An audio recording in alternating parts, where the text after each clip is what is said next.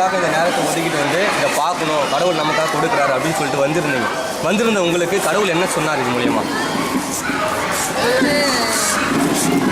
பரலோகம்னா எப்படி இருக்குன்னு தெரியாது. ஆனால் பைபிளில் கோயிலில் சொல்லுறத வச்சு பரலோகம் இப்படி தான் இருக்கும். ஆனால் இப்போ பார்க்கக்குள்ள பரலோகம் இப்படி தான் இருக்கும்னு தெரிஞ்சு அதோட நம்ம அந்த பாவத்தெல்லாம் விட்டுட்டு நம்ம அந்த பரலோகத்துக்கு போட்டு நம்ம ஆயத்தமாக இருக்கணும், கடவுளை நம்ம பார்க்கணுன்ற ஒரு சந்தோஷம் வந்து இந்த நீச்சை பார்த்தோன்னே வந்துச்சு.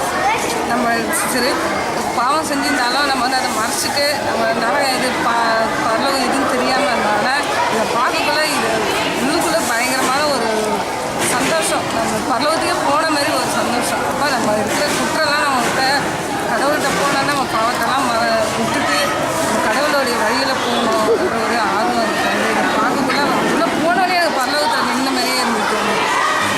சரி, இப்போ வந்து ஆண்டவர் என்ன சொல்லியிருக்கிறாரு, மனம் திரும்புங்க, மனம் மாறுங்க அப்படின்னு சொல்லியிருக்கிறாரு. அதுபோல் ஒரு மாற்றம் நம்மளோட பழைய சுபாவம் அதுபோல் நமக்கு நினைவுக்கு வந்தது. நீங்கள் எதை கடவுளுக்காக விட்டு கொடுக்கணும் அப்படின்னு நினச்சிங்க?